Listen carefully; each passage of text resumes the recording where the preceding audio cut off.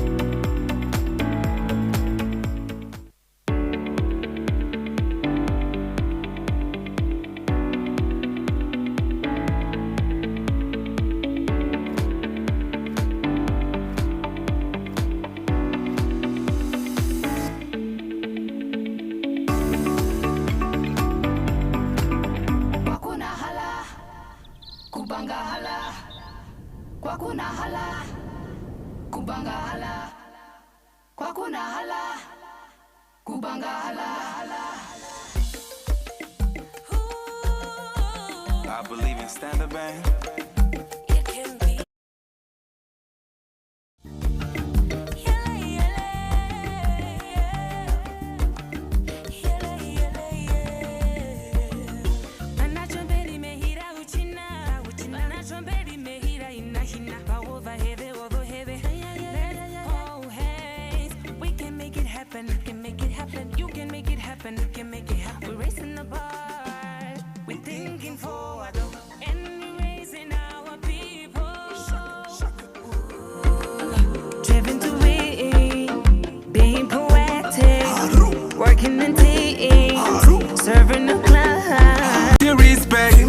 Everybody's racing, and oh, Chile, it can be. It can be. Cause we're driven to win. Driven to win. I believe in all our hearts. I can change and build and grow. As a team, we're never apart. I believe in the African soul. This is the melody. This is the sound of integrity. We're working on everyone's dream. I said it again, we're driven to win. I believe in you and me. I believe in destiny. I believe in where we're going. I believe that it can be. I believe in you and me. I believe in destiny. I believe in where we're going. I believe that it can be. That it can be.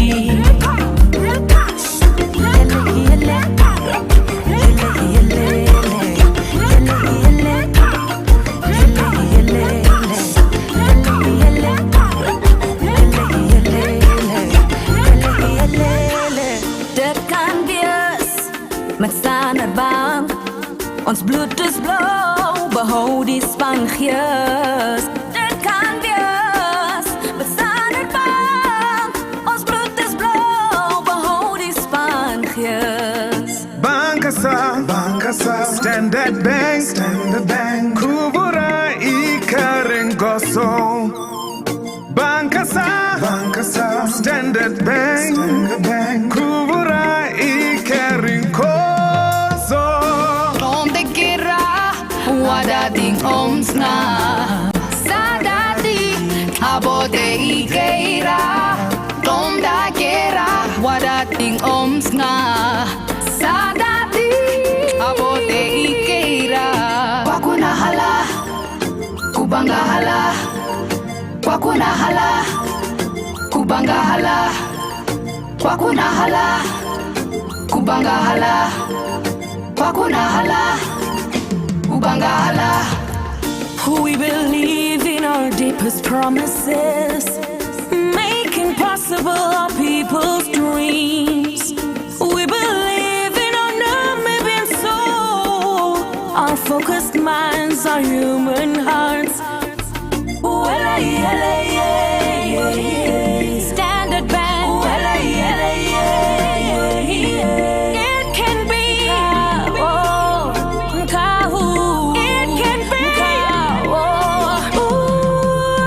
I believe in you and me. I believe in destiny. I believe in where we're going. I believe that it can be. I believe in you and me. I believe in destiny. I believe in where we're going. I believe that it can be. That it can be. It can be. It can be. It can be.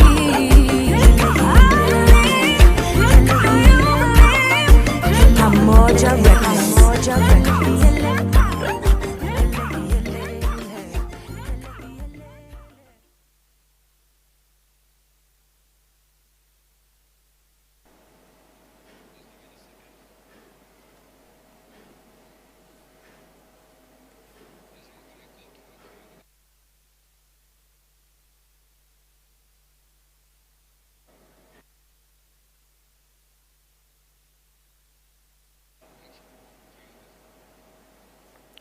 Good day, everybody, and a warm welcome from us here in the studio to the 7th session of the Standard Bank hashtag Grow Your Business It Can Be online talk. And it is with great sadness and also with a lot of warmth in my heart that I take this opportunity where we've lit this candle in front of us, and we're thinking of all of you out there who has lost someone during the last 2 months. So with that, I think if everybody can just take a few minutes and just be quiet and just go within. And I want to take this opportunity to just be grateful and so thankful that we are here today together, and that we can take this moment just to rekindle thoughts of the loved ones and keep them in our memories, and be with those out there that have had a tremendous loss these past months.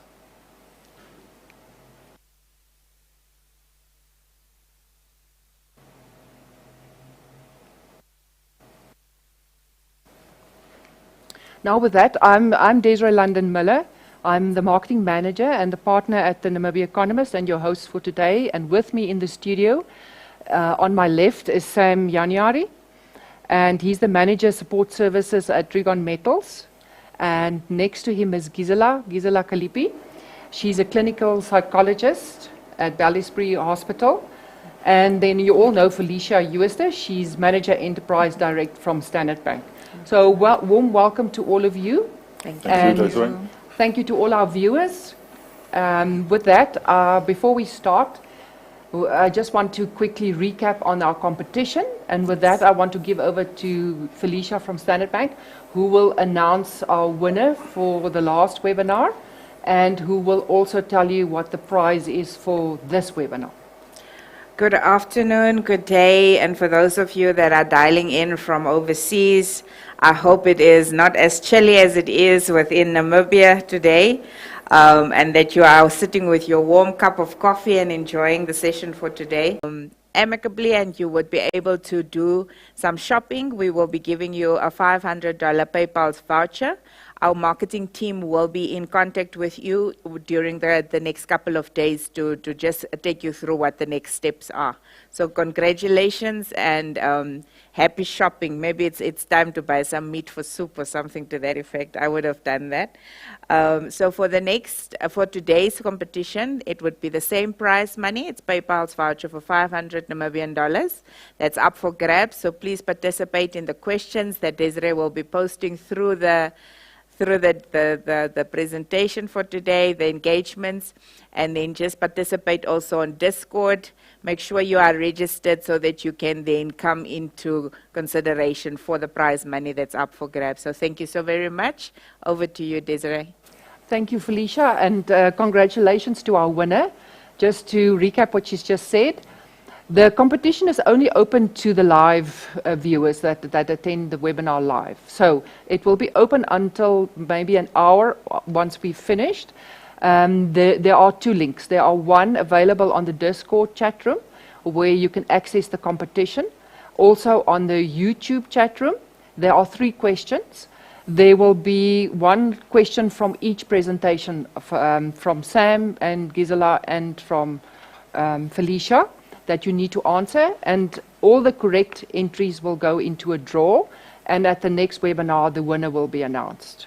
And as she said, the new prize for this webinar is a 500 PayPal voucher. Also that we will be posting, there's a link on both chat rooms again. With Sam's presentation, there's a HR pack at the webinar that you can access, and that will basically just recap all your details and where you ask for the forms, and then I will send it to you afterwards. So please remember to fill in that link as well if you want to have the HR package. All the details are on the form when you fill it in. It's a basic employment contract, payslip, timesheet, etc. Everything that a SME will need to comply on your HR standards. Now, our topic for today, or rather, let me just quickly recap on our last webinar. We had render unto Caesar what is Caesar's, and we were talking about accounting, taxes, audits, and compliance. And the talk there explained the reasons for the various rules and regulations and laws that govern business, and to help you to take advantage of the benefits as well as ensuring that you stay compliant at all times. Now, our topic for today is hire, fire, and inspire. Now, we all know that how difficult for me, the hiring part, but definitely the firing part. So we've got our experts here today, or Sam, that's going to help us how to follow the correct procedures. And then we have with us Gisela, who will be talking about the impact of the COVID-19 virus and the growing mental health crisis that has ensued because of it. Now, before I give it over to Sam, I just want to do a short introduction. He will bring to us practical guidelines to highlight the importance of operating within the law when it comes to human resources. And from the COVID-19 impact, we need to be prepared. It exhibited around the world that 70% of organizations believe that the single biggest concern for the continued remote working was the huge fall in productivity, which of course is a concern for all SMEs. From an HR point of view, that ensued that we need a lot of soft skills. All of a sudden, we need to work remotely and operate various technical things which we didn't have to do previously. And for companies to engage employees outside of the Zoom box, which is very difficult, and to still foster agility and flexibility in our jobs as leaders. So in order for this to happen, organizations need to play a part in enabling psychologically safe structures and resources, and that we need to treat our employees as people first and foremost. I think the last year has really shown us why that is important. Now, with further ado, I want to introduce Sam. He's a well-known HR practitioner with more than 25 years' experience in his professional field. Having specialized in HR in the extractive industries, Sam is an innovative and solution-focused HR director, senior HR professional with in-depth experience and specialist transformation expertise. He's a motivational leader with a proven record of supporting clients and senior managers to bring sustainable commercial success. He is adept at developing new opportunities, improving existing performance levels, and forging organic relationships based on trust and respect. So thank you, Sam, and I'm giving it over to you. Thank you, Desiree. Good afternoon, viewers and participants. I'd like to emphasize the fact that this is a participatory webinar. I would appreciate it if you can post your questions online so that I can respond to that afterwards. As part of the introduction, I would like to make the statement that, and it might sound cliche at times, reference is being made that employees are our most valued asset. We're talking here about business, and everybody should know by now what assets and liabilities are. So there's always the reference to being our most valued asset. And somehow, especially during this time, it's an opportunity for us to look after our most valued asset, look beyond the tangibles in terms of a person just providing a service or assisting you in your business. In terms of my presentation today in the discussion topics, as stated, we will be looking at hire fire, and I want to focus a bit on the compliance issues a bit, but I will also do a lot of discussion with regards to the COVID-19 and especially what Desiree made reference to the productivity concern that we have. But I'll deal with the compliance issues first, or the compliance related aspects of HR for any business, be it small, medium or large enterprise, and then we will do some discussions in terms of that. So the topics for discussion will be overview of the Labour Act. I'll look at a bit under procedural and substantive fairness. That's now relating to the fire part or termination part, to put it more nicely out there. It's if you put fire out, then people get all anxious. We don't want to do that, so we'll refer to termination. Unfair dismissals. We'll look at, there's a lot of talk during this stage last year when we had the lockdown about essential services, and even now for traveling essential services, but there's a specific reference made in the law with regards to essential services. And then I'll focus a bigger part of my presentation on conditions of employment, which is something that is sometimes lacking, especially for your small enterprises. Just to highlight what is in the Act, at this point I will mention that in terms of the Labour Act, there's no reference made to the requirement to have an employment contract. The Labour Act have conditions of service in place, which is your basic minimum conditions. So a lot of SMEs and employers call me and says, I don't have an employment contract. Legally, you're not required to have an employment contract, but as long as you comply with the minimums. And so I'll focus a bit on that. There's also the part that, especially for business continuity, the issue about reduction in working hours, reduction in salaries, so that business can survive during this period, and I will talk about that a bit. And then, as stated, COVID-19, occupational health and safety, and productivity that goes with it. And then last but not least, I'll make reference to what Desiree had already mentioned, SME Hr Resources Templates. That's the basic templates that's needed for a startup of your SME, taking care of your HR resources thereof. Right. Quickly, and I won't spend a lot of time with regard to the Act. The Act is divided into 10 chapters and various other chapters, and if for a layperson to read any legislation, it's sometimes very overwhelming. There are resources out there that simplifies the Act in terms of the wording, so it can be, it's available all over. You can go to a bookstore and you should be able to, or online should be able to get a simplified version of the Act. It's essential to read and to a certain extent understand, but the application of what is stated in the Act is sometimes a bit problematic, especially with the more technical legal aspects of it. That's why the Ministry of Labour, Industrial Relations and Employment Creation have resources available for all employers, not only the large employers, for all employers. And I want to emphasize here, because it's sometimes an issue that I can't find the resources relating to employment law. We have a ministry, and they will gladly assist you if you do an inquiry and say, I need assistance in terms of explanation or something that's in the legislation. Who is covered by the Act? The Labour cover any person who works for another person and receives or is entitled to receive a remuneration. So any person who in any manner assists in the carrying on of a business of an employer, and obviously an employer is somebody who employs such a person and provides remuneration and controls and dictates working hours, the tools, etc., etc. That's an employer.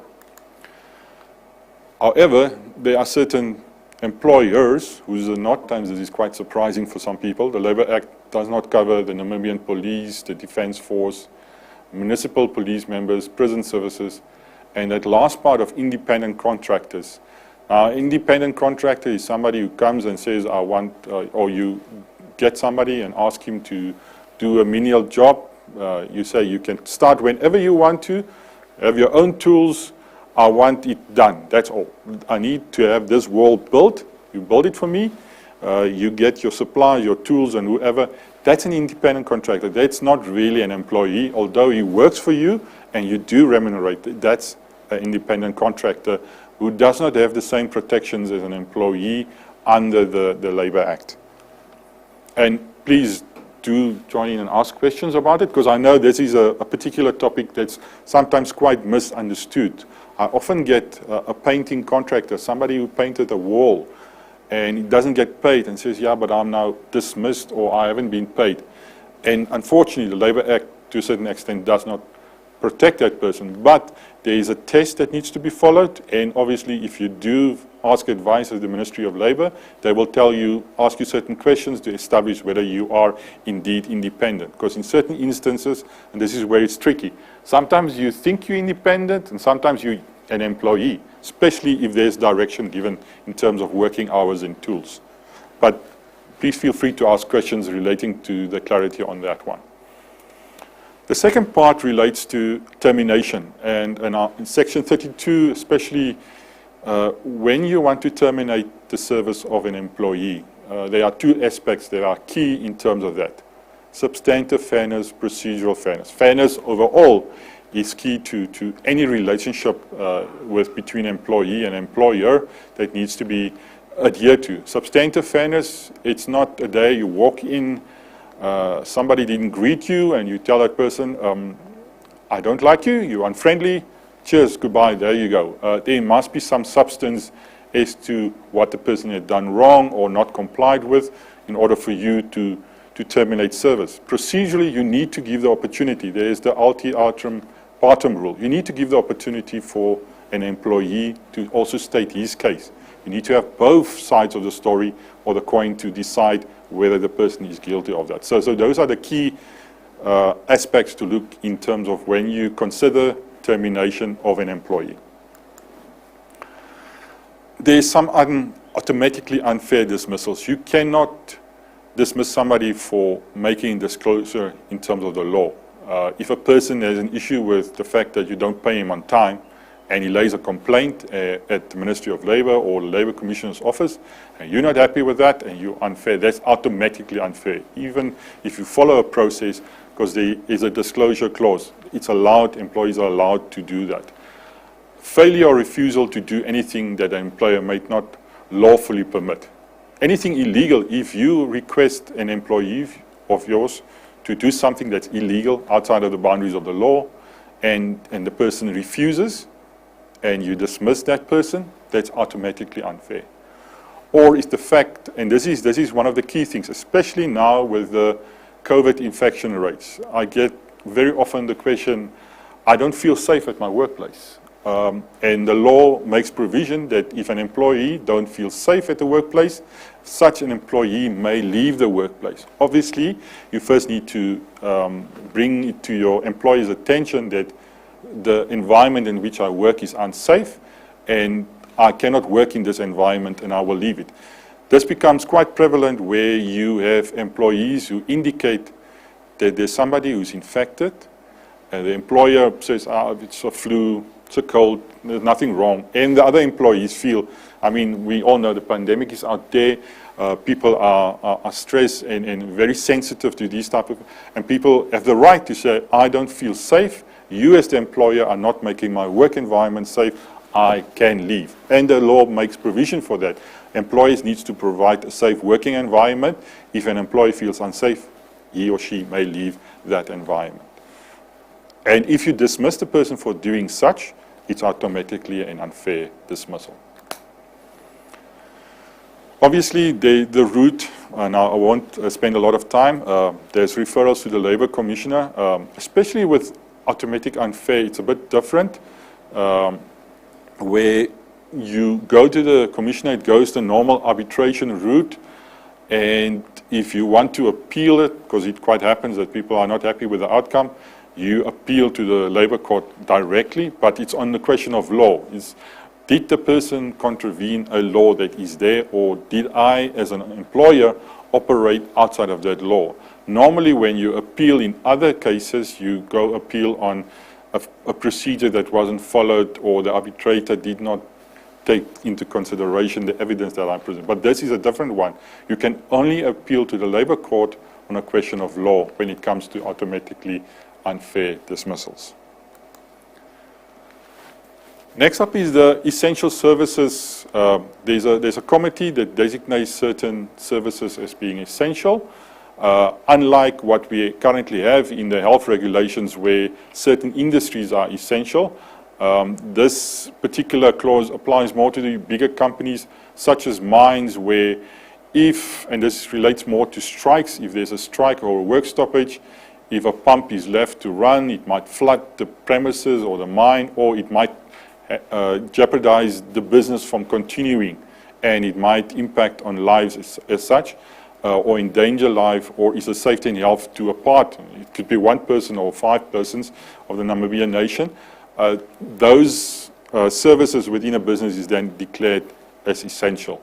And those people in that particular essential service part or department may not strike. Conditions of employment. These are terms and conditions in a contract. In the absence of a contract, you always refer back to what the Labour Act states. The Labour Act dictates the salary that needs to be paid, what date you need to agree to a date. It could be there's a last working date. There's a limitation in the law. It should be on the last working day of the month that the person ordinarily work. The method of payment needs to be indicated. You actually need to give a pay slip, and that's why it's part of the resources. Some employers give a wad of cash and say that's your salary, but you need to have a written statement of the particulars of the hours worked and what was the payment and the salary that was agreed to. It needs to be part of the pay slip. So on the resources part, there is a template for a pay slip. Just quickly on deductions.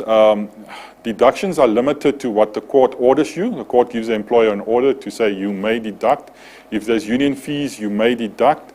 If an employer rents accommodation, that's also covered. Any goods sold by the employer, and this is a tricky one, especially with your small, where the person works in the shop, you need to pay that person outside of that, but if there's an arrangement that the person will pay back, just be sure that when you do the deduction, there's the limitation of 1/3 of that employee's remuneration. You cannot deduct more than that. So it's quite tricky, and sometimes it happens that we as employees are good nature. We say, you can take, I'll deduct it, and at the end of the month, everything's deducted and the person doesn't have any salary. That's why the limitation of 1/3 is on there. Reduction of working hours and remuneration. This is one slide that I'll come back to because it also relates to the COVID regulations, and especially for small enterprises that are getting the going a bit tough in terms of continuing business and looking at ways and means. How do I keep my employees? How do I continue employing people and not put them out? What other measures are there that needs to be in place? And the law makes provision for that. It was quite evident last year when that provision was highlighted in terms of the lockdown regulations where it was referred to, and I'll come to that just now. Ordinary hours of work, 45 hours a week, 5-day worker. If you're working in a shop, that can be extended for 15 minutes beyond the normal 8 or 9 hours so that you can assist the public. But it should not be more than 60 minutes a week in total. So 5 minutes on a Monday, 10 minutes, and then you need to limit it to 60 for the week. Overtime, I won't spend a lot of time on that. I think that's one of the questions, if we can elaborate a bit more. Desiree, and also on the Act is quite clear.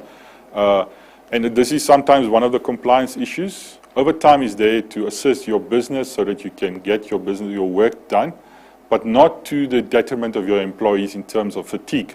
That's why there's a limitation, 3 hours per day or 10 hours per week, unless you received exemption from the Ministry of Labour, then you can extend it. But normally 3 hours per day or 10 hours per week.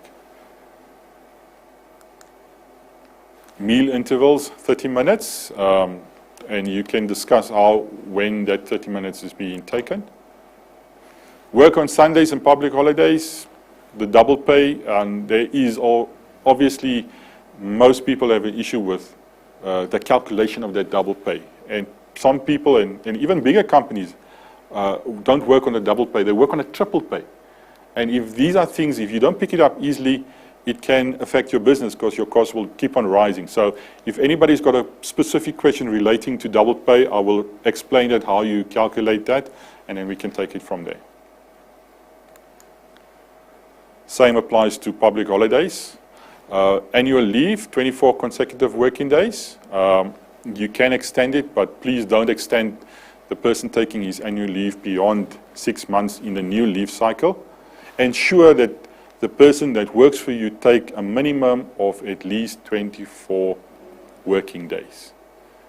You can take it throughout the year, but at the end of a year of a leave cycle, you must ensure that that person has taken that 24. And it cannot run concurrently with sick leave or with maternity leave.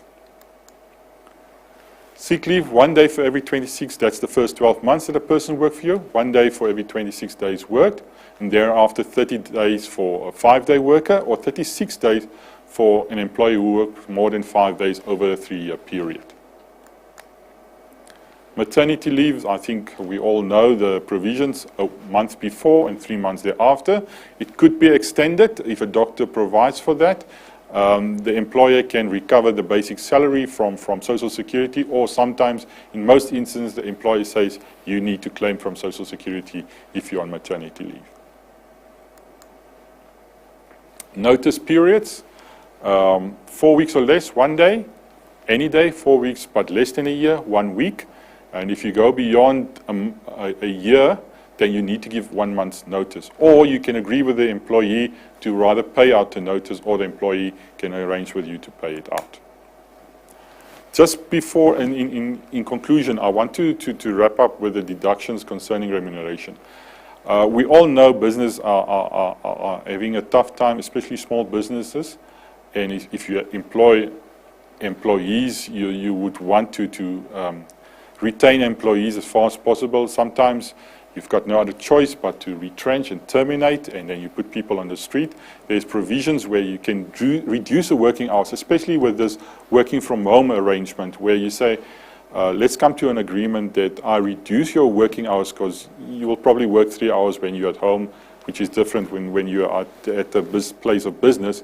But similarly, with the reduction in working hours, we'll need to reduce your salary as well to keep it sustainable. And once we're back in full operation, then you can return, and we return you to full working hours, we return you to full salary as well.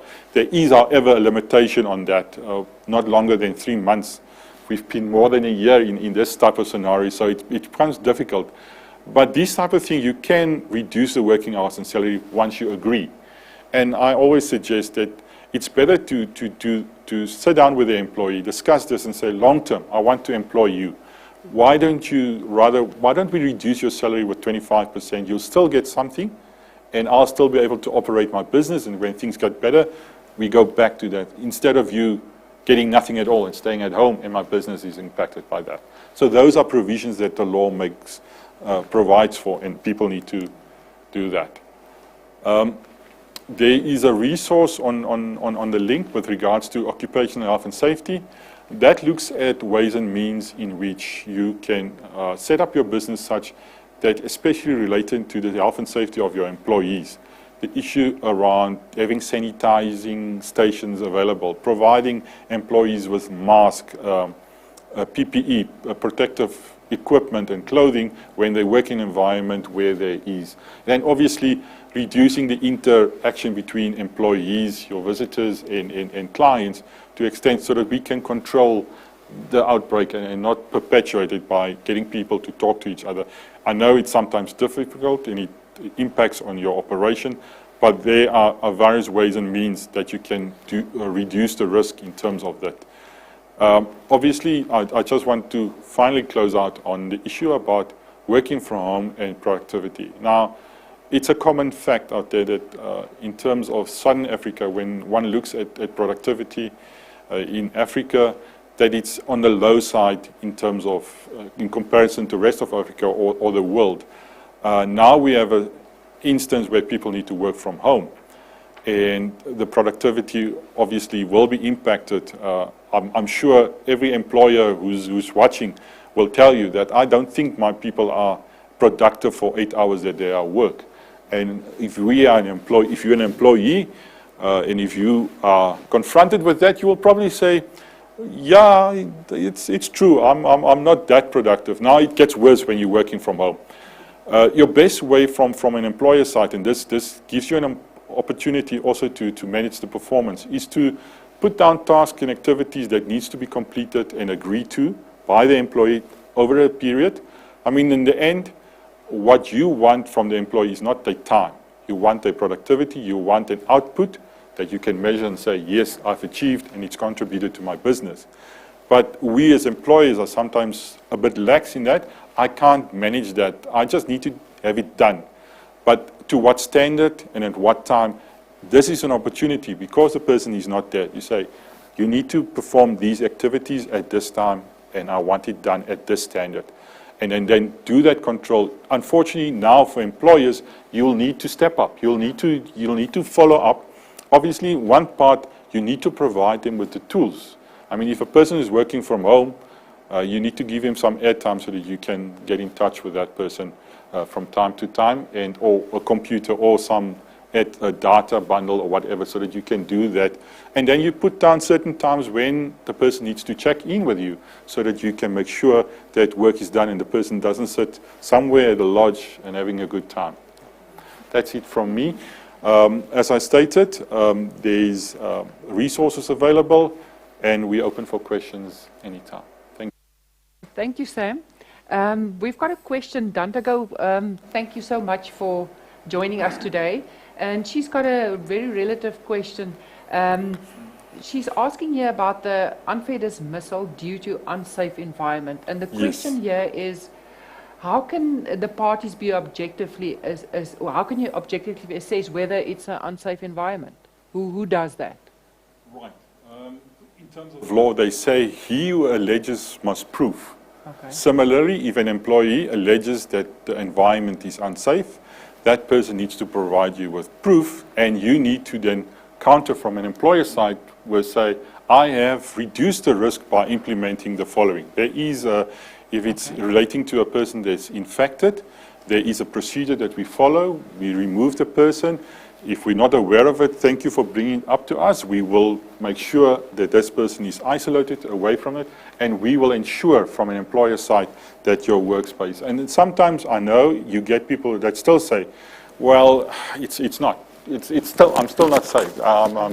And then, unfortunately, you need to tell the person, I've done from an employer side, I've done whatever I need to make the environment safe for you. And if you want to leave, I will obviously take action against you. And once we get to the Office of the Labour Commissioner and you claim unfair dismissal, you will have to provide, and I will provide my rules, and the arbitrator will then say, Yes, okay. yes, this was fair or this So was that will unfair. then go to Labour Court if it continues? If it continues, yes. Okay. Yes. All right. Any other questions from anybody out there? Dandago has posed questions. I just want to look on the other channel. On the can an employer force employees to be vaccinated? I think that's foremost for everybody. Yeah, that's foremost for everyone. Fortunately, unfortunately, it depends on how you view it. No. At this point in time, our legislation does not allow you to force an employee to be vaccinated. There are people that are advising that companies put in policies and procedures in place where they indicate that it is a requirement. I have to get I take myself as an example. I'm an employee. I have to get vaccinated because of my work that requires me to travel overseas or to other countries. I need to, otherwise, it's a requirement not by my employer. It's a requirement of the job that I do. So I have to get vaccinated. But not employers, but not ordinarily you want to force employees to get vaccinated. Yes. Yeah, I think we need to be sensitive in the sense that there are reasons why some people can't be vaccinated, for instance. I know of somebody that's got a heart condition and risk of thrombosis. Exactly. So from the doctor's perspective, they cannot be vaccinated, and I think we need to be sensitive around a lot of personal issues with vaccinations. There's just on top of that, there's obviously the other issue of the incapacity. If it's a requirement, say you have a salesperson that needs to travel outside of the country's border, and another country has a requirement that I need a vaccination certificate. And for this person to do his job, he needs to travel. Yeah. So it's a case of you get vaccinated so that you can do your job. If you don't get vaccinated, you won't be able to do your job, and then I won't be able to utilize you for whatever I appointed you. And then it becomes a different story, because then it's an incapacity on the one hand, but also, you cannot perform. You have a target you can't perform because of this obstacle that's there. Okay, then just to get back to SMEs, if you can maybe just tell us the topmost priority for an SME when it comes to employees. What do you think that should be? In any workplace, whether you SME, medium-sized or large enterprise, a top priority, which is sometimes lacking, is the issue about communication. You know, you can establish your relationship if you do. You can never over-communicate. If you continuously communicate, if you sit down and have that open channel where you say, look, this is what I expect from you, and the employee can tell you this is also. In larger companies, there's established communication forums and ways and means in which, in smaller companies, is I employ you to do a job and that's all. That's where it ends. But that engagement needs to be there. Then it helps with employees feeling part of your business. It helps with employees being free to approach you and say, I'm not happy with this particular part. And it can help your business grow, because an employee can feel free and say, I've got this suggestion or this innovative idea, maybe we can do it this way. But because sometimes that is not there, it's like, I'm the boss, you work for me. It's like with naughty children, I don't want to hear you, I just want to see you type of scenario, and I just want an output. So I think communication is one of the key points. Second to that is your compliance. Make sure that you have all your ducks in a row in terms of employment, because there's legislation. When you employ people, you need to comply with legislation. Ensure that is in place. I get SMEs complaining that, when you get HR consultants, whoever to assist, they're expensive. You don't have to go the expensive routes. There are employers associations, employers federations, which you pay a nominal fee, become a member, and if you have an HR issue, you pick up the phone, you phone them, you phone the Ministry of Labour, you phone, and this is something that I need to highlight. If you have labour-related issues, phone the labour inspector. The labour inspector is not a labour commissioner's office. They are there to guide and advise employees and employers in terms of compliance of the Act. So that's a route that you can follow. Okay, that was a question that was asked, so you answered that. And then there's a question from Jimmy. point of clarity, work performed on a Sunday as part of the normal operation or normal shift cycle of an employee does not need to be paid at ×2, but only at ×1. Right. That's relating That's overtime. to... Yeah, that you know, in fact, and I didn't go into that, mines, for instance, have a shift system, or any company that operates on a shift system applies for a continuous operation. And part of that, they apply for an exemption and a relaxation on hours work, especially on a Sunday, where you need to work on a Sunday, where the law provides for that. Instead of paying the double time, you pay 1.5 the rate or 1 the rate, and you give time off, because there's an element of time off in the following week. So it's not double time, it's 1 hour time off in the following week. But now I think with the tourism industry that would also apply. That would also apply, exactly. Okay. Yes. Okay, are there any other questions? Martha, I think the question was answered about the vaccines. Are there any other questions out there? While we're waiting to see if there's anybody else asking, when you downscale and retrench people, I mean, that's not a pleasant job. Not at all, not at all. It's very difficult, especially now to do that. How do you handle, as a business owner, that mental stress that comes with having to let people go, or, you know, because you've got the company at the one hand that you have to keep afloat, and then obviously you need to think about the people, because somebody's going to be without a job after you go through that process. Unfortunately, there's no easy way. In my 25 years, I've done a lot of retrenchments where I've had to sit with an employee and tell them, sorry, your job is redundant, the company's closing down, you need to leave. I think one of the things that you can do to ease on that is communicate right from the start, your intention or what could happen, put out a scenario out there, so that people don't get caught off guard and suddenly it's here. I'm called in today, thank you, tomorrow the place is closed, you need to go. So do that upfront communication. And then when you have the discussion, sit down, be emphatic towards what's going to happen after here. And look at other ways and means in which you can assist the affected employee outside of the workplace. If you say, look, we're going to close by the end of the month, we're going to close down, and you will be, if you need a day off to go and look for another job or go for an interview, feel free, come and talk to me. I'll allow you to go that. Or let me assist you in drafting your CV. Let's look at getting your CV ready. Or let's look at other opportunities that might be there. I might not be able to employ you now, but I might have a little job that I can give you in a month's time, and those type of things. So sit down, communicate with them. Do that exit interview. Do that exit interview. And I've had many employees, even today, that comes up to me and says, thank you very much for the discussion we had. It changed my life to the extent that I decided at that point in time there's something else that I could do. I could know I can become an employer myself. I don't need to go look for a job because of that discussion we had. That took place. And like I said, do it face to talk to that person as a valuable asset that's going to lead. Back again at the communication part. Communication, yes. Sam, there's another question here from Martha. She asked you about controlling performance of employees working from home, and I think you did answer that in part. Where you have a schedule sort of, I need this to be done at an X, Y, and Z time. Similarly, this is things that you need to do at work. You need to not just let people come and be present for 8 hours and then leave, because that's that issue of presence. I'm at work, but I'm not really productive. I clock in, I clock out, I get paid.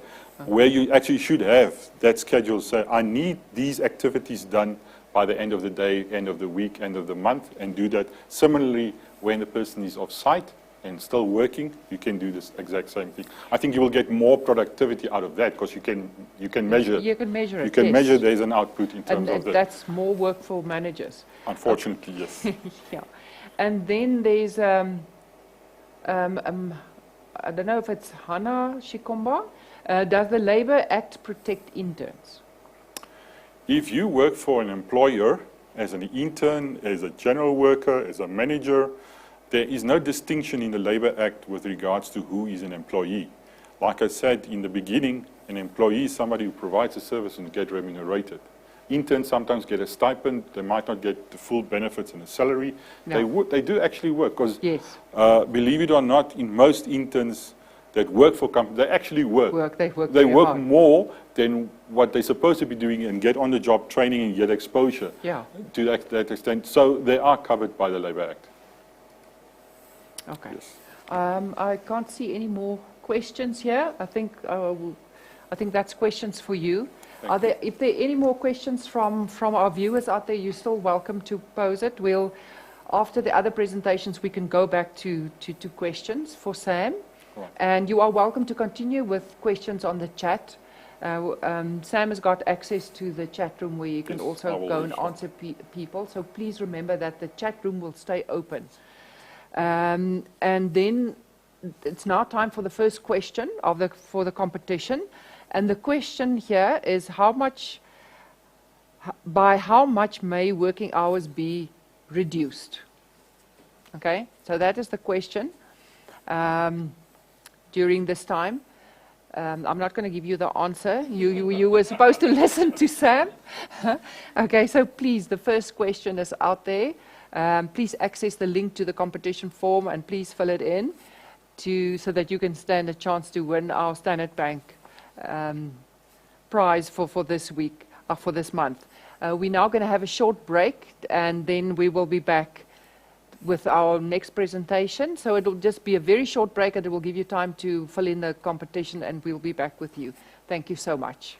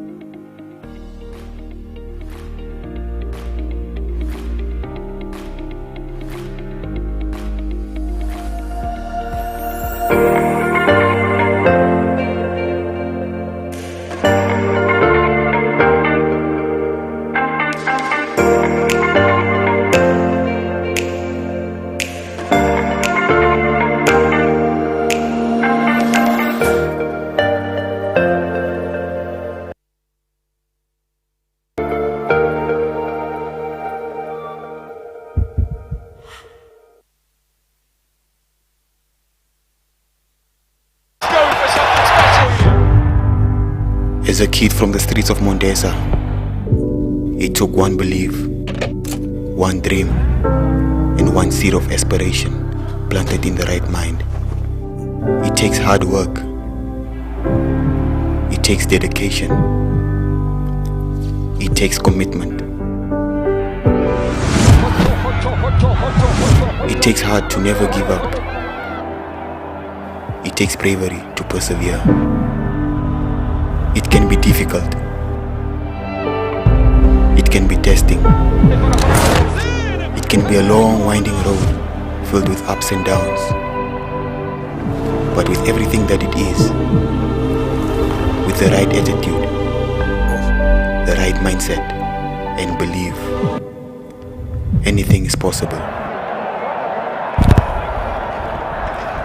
If you believe, it can be.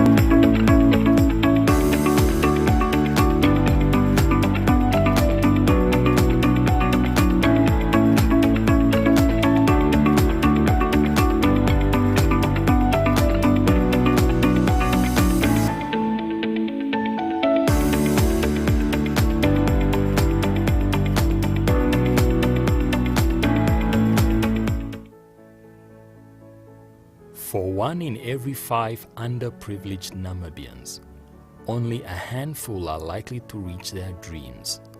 And for the Buy a Brick initiative, the hope of enhancing the reality of those dreamers has come to light. Where we were staying before, there's no electricity. When I'm comparing the life where I was living before and the way I am now, I can just cook anytime I feel like. Morning time when I wake up, everything to me is available. Water, electricity, I can do everything when I'm preparing my cup of coffee, just to switch on the kettle, when I'm just take shower and go for my training. I'm really happy when I'm just wake up and then I'm next to my house. It's really make my life to move forward. Giving a positive outlook on Namibian lives has never been more possible. With Standard Bank, it can be. To contribute to this initiative, purchase a pair of Buy a Brick footprint socks for only 100 Namibian dollars. Help make a shack-free Namibia possible.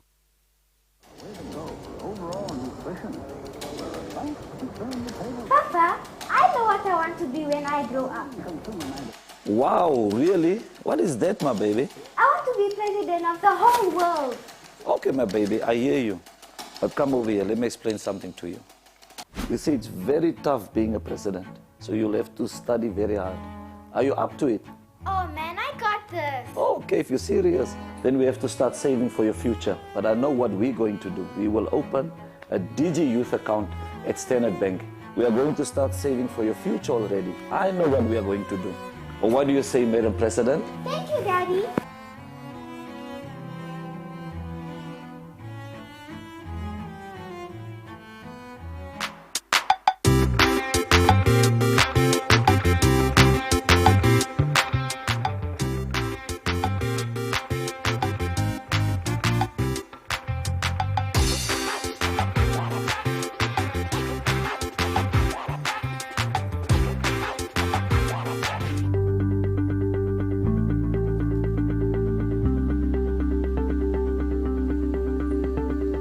How's it, boss?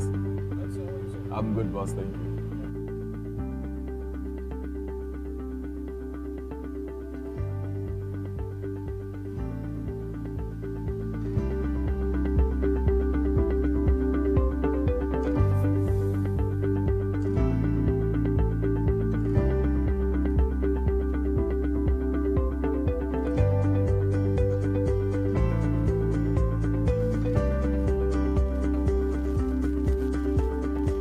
Select Pay Merchant, select Manual Entry, enter the merchant ID, select Payment Method, wallet or card, confirm and complete payment.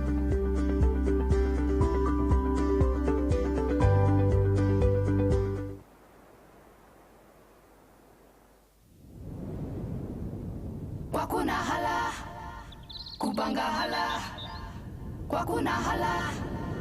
Kubanga hala, kwakuna hala, kubanga hala. I believe in Standard Bank. It can be. It can be.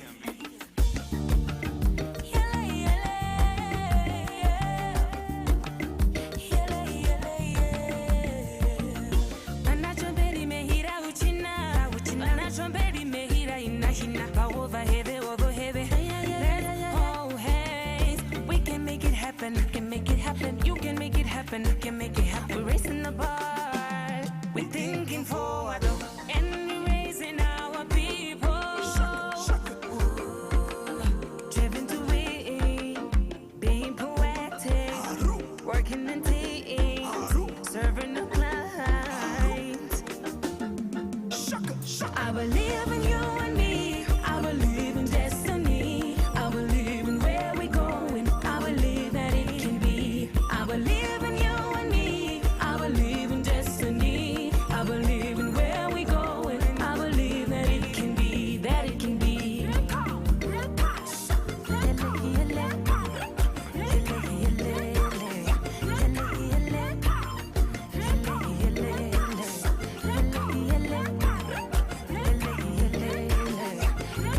We'll be moving forward. Never, never morning. Plenty, plenty respect. Everybody's racing. And oh, Chile, it can be. It can be. Cause we're driven to win. Driven to win. I believe in all our hearts. I can change and build and grow. As a team, we're never apart. I believe in the African soul. This is the melody. This is the sound of integrity. We're working on everyone's dream. I said it again. We're driven to win. I believe in you and me. I believe in destiny. Hi, everybody, and welcome back. We are ready now with our second presentation, and I trust that you've been able to access the competition link and answer the first question. Our second presentation for today is the impact of COVID-19 and the growing mental health crisis, and with us is Gisela Kalipi from the Bell Esprit Hospital. She is a resident clinical psychologist, and her first concern is with the mental wellness of all patients that are treated at the hospital for mental health. She has been working in the position for over 2 years, and the hospital offers the support structure for people suffering from mental illness and to help them grow out from under the shadows of mental health, the stigma and discrimination that goes with it, to live functional and productive lives. It's also her life passion to break that stigma that often accompanies with mental illnesses. She's a graduate of the University of Namibia, and after that she maintained her master's in psychology in India. And as I said, she will discuss with us this crisis and how HR leaders can prepare to help their colleagues face the challenges ahead. So thank you, Gisela. Thank you for being with us here in the studio today. Thank you, Desiree. And the floor is all yours. And please, can everybody just be reminded that you are welcome to pose questions. You can post it now already on the Discord or the YouTube chat, and we will address this as soon as Gisela is done with our presentation. So thank you for joining us again. Thanks. Okay, thank you. Good day to all the viewers. So today I will be giving somewhat brief presentation on mental health and well-being, specifically focusing on these unprecedented times, which is COVID. So when we talk about, or at least let me say, just to introduce some of the topics that I'll be talking about, I will be talking about specifically well-being during COVID, and I will be looking at some of the impacts of COVID on people's psychological and mental well-being, and then I will also then be covering what organizations and HR can also do to assist their employees when they have to return back to work and to maintain that healthy and conducive environment for them to feel safe again so that they're able to be productive. So when we talk about well-being, that is basically the state of being comfortable, being happy, and being healthy. It is the experience of us being able to be to maintain happiness and prosperity. It includes having a good mental health, a good psychological health, healthy, high life satisfaction, and being able to find a sense of meaning and purpose. And when we talk about psychological well-being, it's also our ability then to be able to self-actualize and to find peace, and then to be able to maintain a standard of happiness and satisfaction with all the different elements in our lives. So that's basically what well-being is. But then I think that this definition has actually been changed a little bit, especially now when we are talking about COVID. So when we're talking about well-being during COVID, it just means that we have to be acceptance and we have to acknowledge the fact that we're going to be in a constant state of worry due to the uncertainty and due to the fear that the whole pandemic and the COVID-19 crisis is creating. So, but then even though we are facing a crisis, I think it's important for us to remember that we can employ some skills and some healthy coping mechanisms in order for us to be able to deal with these unpleasant emotions that I guess everybody is actually experiencing during these times. And basically, well-being in today's time and age, especially during these COVID times, it's normalizing that it's okay to not be okay, because we're all sharing this trauma basically that has been caused by this pandemic. And it's just important for us to remember not to go into a state of panic and fear, because it can also be quite paralyzing. Yeah, so then it is accepting that our psychological well-being has been disrupted, as I mentioned before, but it's just important that we we start using coping mechanisms that are going to be helpful rather than those ones that are going to be destructive. So when we talk about well-being, there are 5 different areas that I'd like to emphasize on, because these are the ones that really talk to well-being. And that is us being able to experience positive emotions, us being able to form relationships, because as the saying goes, we're social beings, no man's an island. We yearn and we are inclined to be able to build these social relationships, these social connections. And that ties into engagement, our ability to be able to reach out. It's a natural, human need for us.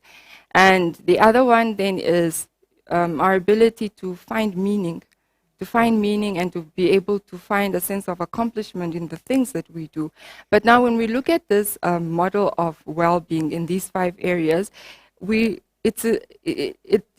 appears that COVID-19 and the crisis of the pandemic has disrupted all of these. So this is why we are in a constant state of fear. Our lives have been disrupted. We're no longer able to indulge in activities that we used to be able to do before, because of all these social isolation, social distancing, quarantining that we have to do. Although these are measures that have been put in place for us to be able to curb the infection rate, but it's also not helping our mental well-being, or it's actually exacerbating it. Yeah. So further on, then I will also be talking about the impact then of COVID-19 of mental health, on everybody's mental health. So as a result of fear and insecurity, loss, and all the uncertainty that has been caused by the pandemic, we have seen an increase and a surge in a number of mental illnesses, and especially for those ones that already have pre-existing mental illnesses.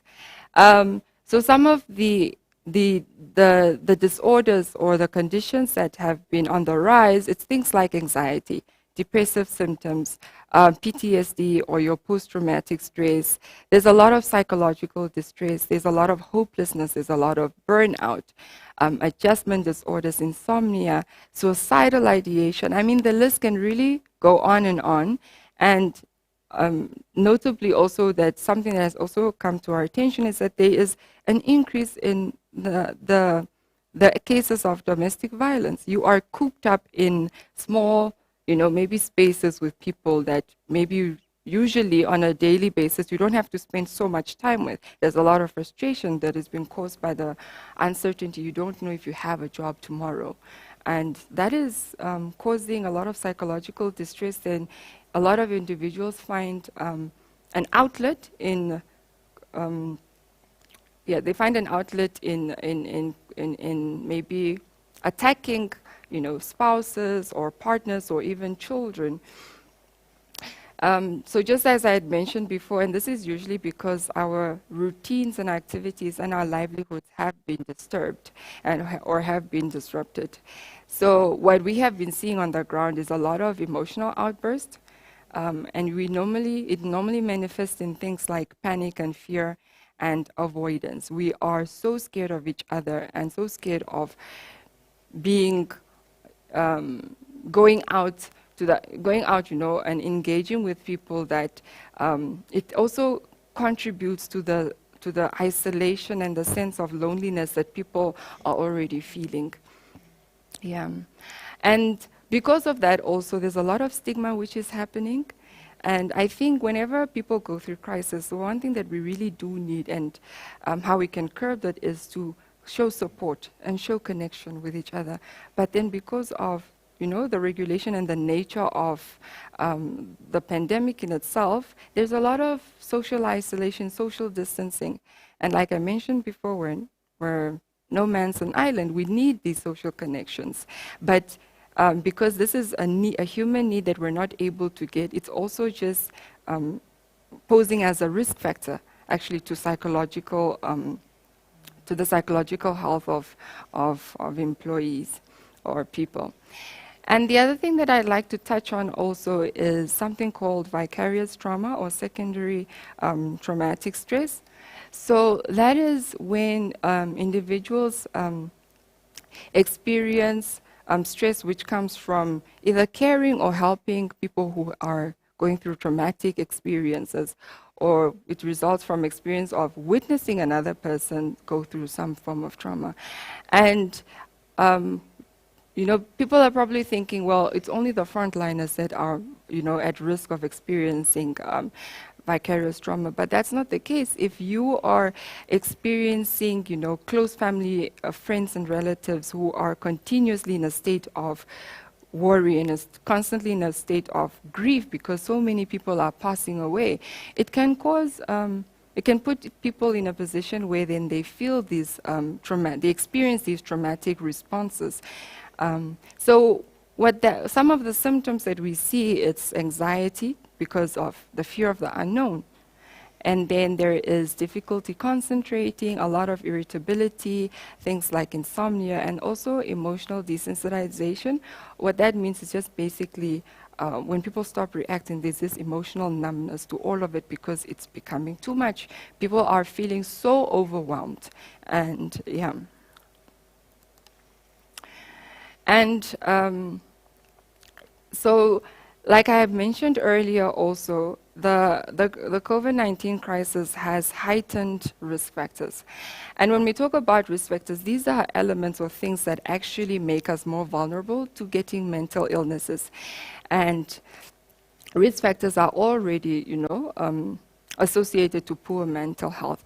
But then when you throw in things like financial insecurity, unemployment, and then of course the fear, which is, I think, the center of people's reactions, it just exacerbates, people's mental states. And then on top of that, our protective factors, so these are things or elements that are actually supposed to be assisting us in order for us to, maintain that level of emotional stability and, I guess, sanity during these times, has been drastically been reduced because some of the protective factors is things like social connections, as I just like to emphasize, employment, being able to engage at school, even for children, and access to physical exercise, having daily routines if maybe someone enjoys being out in nature. So that opportunity has also been taken away. And also being able to access health services, because some health providers now are focusing mainly on treating COVID patients. So it's a catch-22 situation, really. And just to talk about some of the symptoms that have been triggered by the pandemic, or I'm sure for the viewers that are able to see on the slides, I'm sure we've all either experienced these symptoms ourselves or we know we've recognized them in other people, and it's the constant sense or feeling of loneliness. you're by yourself. And especially for people who are already just living by themselves, that sense of loneliness has definitely been heightened.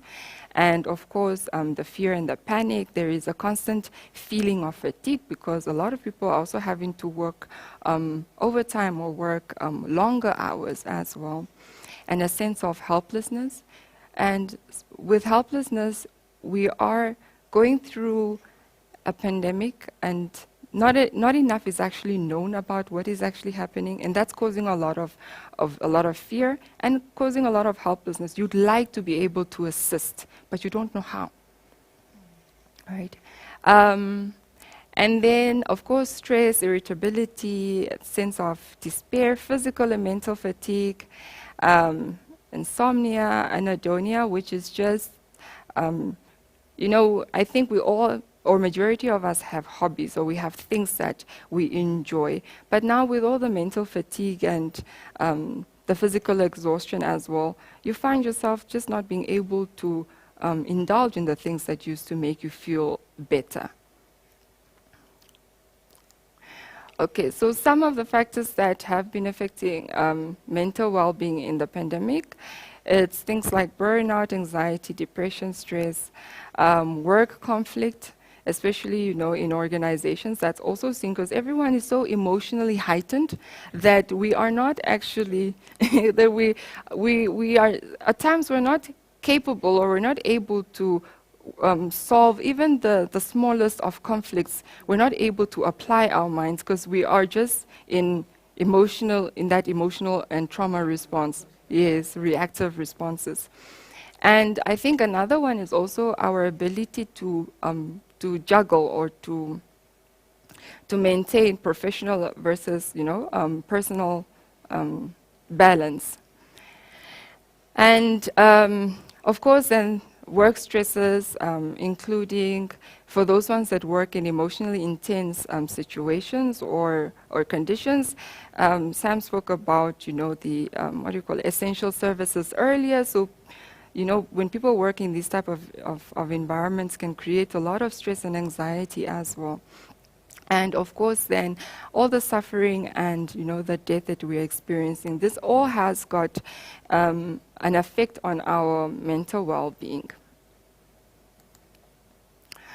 So the question really is, as we are going through these very difficult times, I think or the question rather is, what is it that we can do as a community or as organization, as HR, for us to be able to assist and to render that support to our staff members so that they're able to amp or to maintain their productivity levels? Because I understand that some organizations are experiencing that employees are just not being productive. They're not being productive, and the morale is also increasingly, it's decreasing. So what I have to say about that, research has, from previous pandemics has indicated that the mental health impact of disasters and infectious disease usually outlasts the physical impact. And projections have showed that it can last up to 3 years. So it's actually, what that means is that we can anticipate for the mental and the psychological effects to actually outlast the physical impact of what is happening right now. So, the responsibility is on us to be able to prepare our people so that they're able to manage and to cope and to handle the stresses that are to follow. And and then other research has also shown that due to the economic downturns and things like isolation, we can also, we anticipate that there are going to be even more deaths, more suicides, that will be maybe due to alcohol and drug misuse in the following years to come. And to that, what we can do then as organizations or people who are providing employment is to provide all the support necessary to our staff. I will elaborate on what the kind of support that I'm basically talking about. So what we can do is then take proactive steps to be able to provide and strengthen mental health support available to employees. And this is not only for people that are working, in person, but also for those ones who are working remotely and those ones who are on job retention schemes. So basically what I'm trying to explain is that, or I'd like to emphasize that it's important that organizations, even no matter how small an organization is, I think it's important that we apply the people-first mindset. And what that means is just making a priority or prioritizing not only the physical health, but also the mental health of your employees, because that directly affects the level of productivity and how much input the person's actually able to give to the organization. Yeah. So there is an urgent need to deliver stronger and more integrated policies to support mental health in the workplace. And when we talk about mental health, a lot of us, we use this, we hear the term a lot, we don't necessarily understand it. And it's also one of the fields, or let me say, concepts that are highly stigmatized. Right. But it's important that we start integrating psychological support services within, especially now, within our COVID-19 response plan. And then also ensuring that all employees, regardless of whether they're working remotely, they're able to access it. And yeah, they're able to access it. And you're able, as an employee, to direct your employees to the necessary psychosocial support services that are available. Yeah, so, and I think also one of the most important things that organizations or HR managers then can do is provide mental health training, not only for their employees, but then also to top-tier management, to managers and executives, so as to be able to promote awareness and, most importantly, to minimize the stigma. Because if you have your top-level management who are informed and they have more understanding of what mental health is and the different psychological impacts that it can have on one's productivity or functionality at work, you're inevitably, right? Because a lot of I guess it can be a split view when it comes to this. Some employees or employers may feel that the work productivity has drastically increased, and that may be true. But then with also teleworking or working remotely, there can be an increase of working hours because the boundaries have actually been blurred. Yeah. And when people who are working from home have been put in this position, they are more at risk for burnout. And then it also creates challenges in terms of creating that work-life balance, especially for individuals who are having to work from home, juggle their parental responsibilities as well, and then you're juggling work on the one side and having to part of parental responsibility is helping the children with homework, caring for a sick one. So there are challenges with being able to maintain that kind of balance. And I think that it's important for managers or people then in position of power to be more supportive and understanding. And when an individual or employee tells you, well, I am late on this type of deadline because I have A, B, C, and D that I needed to attend to, I think trust that your employee is being honest, and afford them that little bit of extra time. Because I think when we put a lot of pressures on individuals, it just makes it harder for them to show up. And now they're not even, there isn't a need for them to show up physically, but then I think it also takes a lot of mental capacity in order for someone to show up psychologically or mentally to their jobs. So yes, Sam also mentioned about revising the working time, and The one thing I think that's also important for us to then remember is it's imperative that we support and understand, understand back to work transitions. If you have somebody that has been working from home for a whole year, they're in a different mindset when they're working from home, and if they have to return to work, maybe they're going to be faced with different challenges, concentration, attention. So I think it's important to understand that there's a transition happening, and just to afford them again that understanding. Yeah, okay, I already talked about the maintaining confidentiality, which I think is an absolute must, and also then having these effective communication channels, right? Overall, basically, what I'm trying to say that it's important for top-tier management to just provide environments that are supporting, that are understanding and compassionate, and most importantly, empathetic.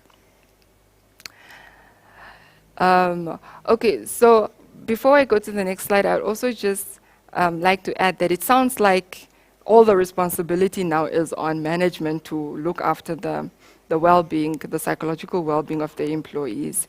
But that's not the case. I think it's also important during this time as individuals to also take responsibility and take charge of our own mental well-being, and to be able to identify our different areas of stresses and be able to identify when we're not coping, because then it doesn't actually help if a company has put all the measures in place, but then you as an employee are not stepping forth, you're not using these channels or these services that have been made available for you.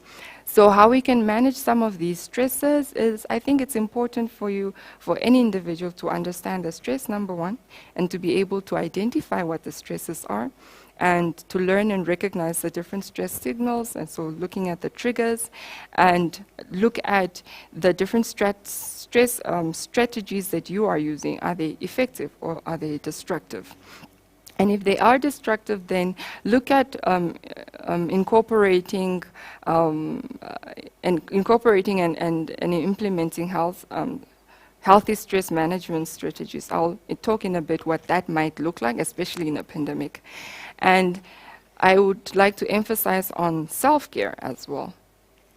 And I know that some of our self-care routines or regimens have been disrupted, but I think there's definitely a way that we can make it work, or at least we need to try. And also the other thing is to ask for support when needed. I always say that people should not be suffering in silence. There is help. I think it's our responsibility as individuals to reach out, because organizations and companies can also only do so much. And especially with, let's say, your smaller businesses who may feel like they don't necessarily have the funds to incorporate all the mental health services. They may not be able to make initiatives or to create initiatives and opportunities on site.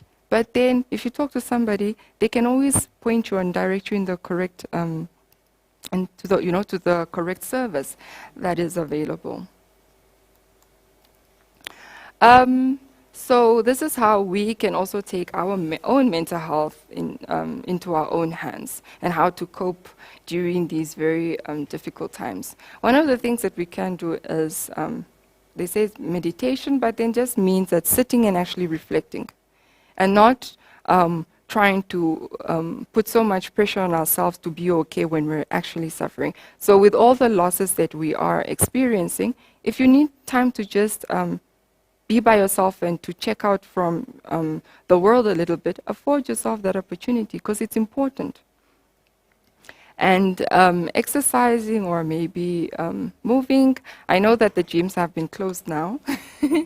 So, but I mean, it's not like in the beginning stages where we were not even allowed to actually take a jog. Now, yeah, you can go for a walk, take time in nature as well. Just find time to relax, at least 30 to an hour every single day. Make it your me time. And it's also important that we sleep well so that we're able to feel recharged and to be able to connect socially. And connecting socially is a tricky one during COVID. Connecting socially before COVID was visiting, meeting people for a cup of coffee. But now, during COVID, we cannot do any of that. And just as I mentioned earlier, this is usually a protective factor that is now a risk factor. Meeting people actually exposes you. So there are a lot of, in this digital era, there's a lot of other methods that we can use.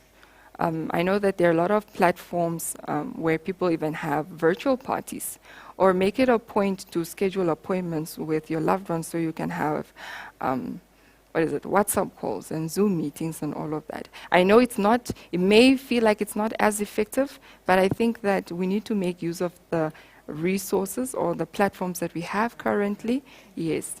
And of course, being able to just look after your body physically, so watch what it is that you're eating, because there's some food elements that, of course, that also increase that, the happy hormones. Yes. Yeah, the endorphins, yes.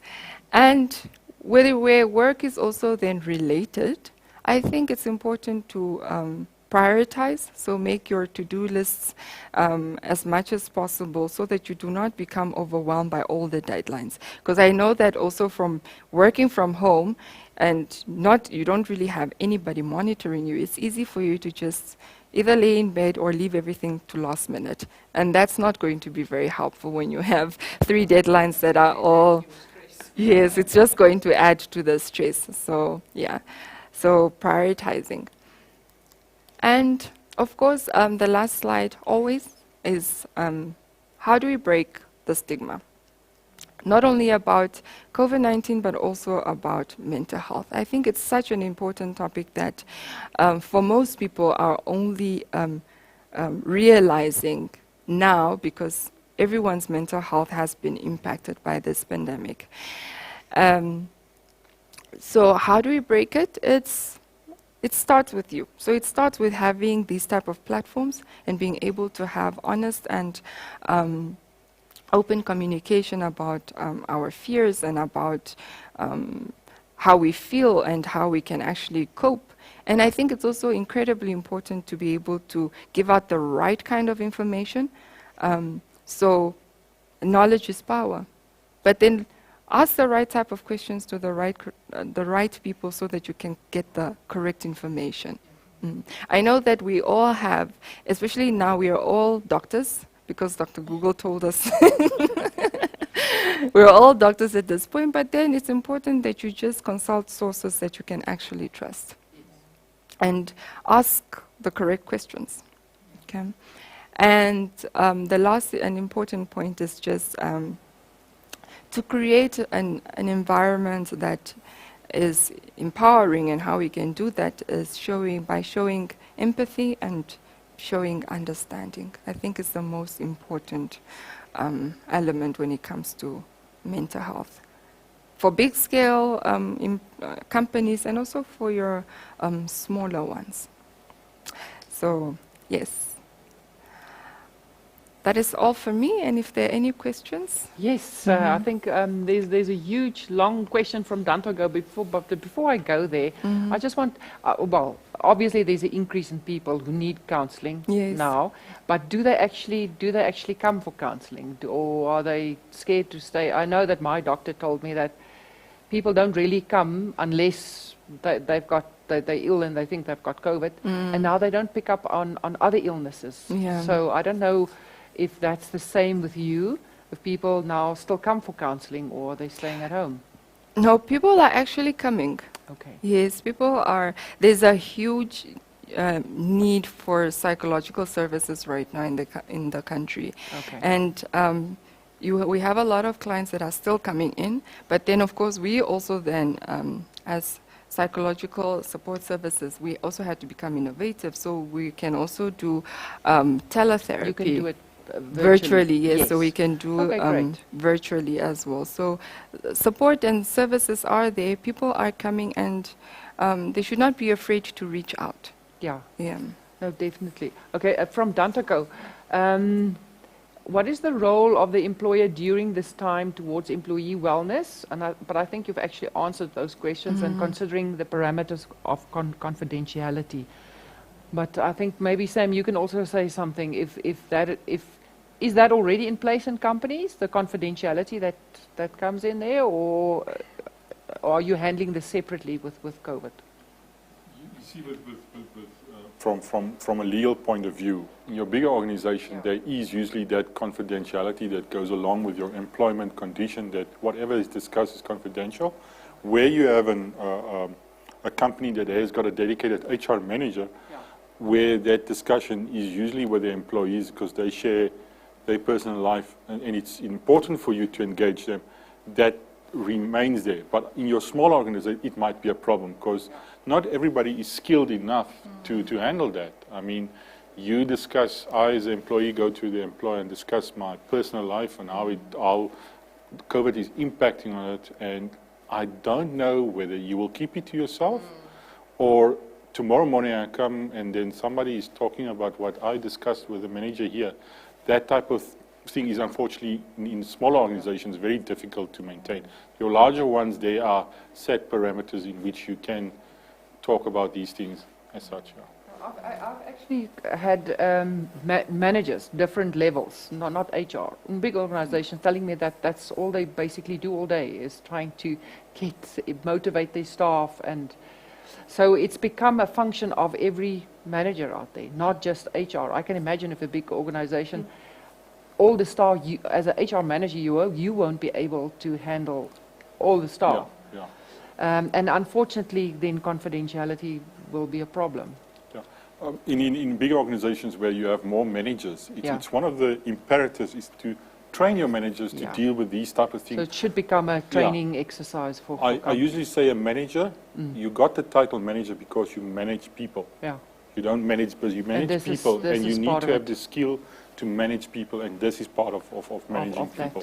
Okay, so I think just to add also onto what Sam said, I think towards the problem of smaller businesses being able to maintain that confidentiality, I think this is such a great initiative and such a great platform, and I hope that at least a lot of people are listening in and they're able to get even just a little bit of information. So from these type of platforms, you know and you hear that it's important to maintain confidentiality because it actually serves you and your business rather than you going against your employee and spreading the information, critical and sensitive information that they have given you. And it's what do you call it? It's got a chain effect. If someone speaks to you and you go and break confidentiality, then the person's morale is low, then that means their productivity is also going to be hampered. So it affects the rest of the employees. It affects the rest of the employees. They say, I can't speak to my manager because tomorrow it will be out there. That type of scenario. Okay. How does one handle the non-performance of an employee due to them not being well, but are denying it and claiming that is due to personal reasons? I think that's again the open communication where people don't want to, or they don't, not even admitting to themselves that they have a problem.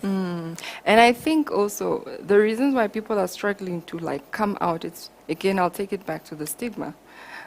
And stigma was there before COVID. Yes. The mental health stigma was there before COVID, and it's still there. And in some parts, I think it has also been exasperated. Exasperated. That's the word. It has been exasperated. If people don't feel that comfortable enough in sharing, it's going to be very difficult for you to have an honest conversation with them. And even if you, as a manager, then identify and you're able to, you've identified that this person is not struggling and they tell you differently, then I guess that's a situation that needs to be addressed from both sides. I think for men specifically, it's very difficult for them to communicate and say, I'm not coping. I think they'll rather die than tell you that they're not coping. Sorry Yeah. but No, for most of them, I mean, for a woman, it's even difficult to admit I'm not coping. So, and I know for men that is really a problem, because that goes back to the role of what the ego man is and and the my likes. ego and who you're Yes. supposed to be, and to admit and say, look, I'm Yeah. not coping. Yes. Desiree, just to add on to that, Yeah.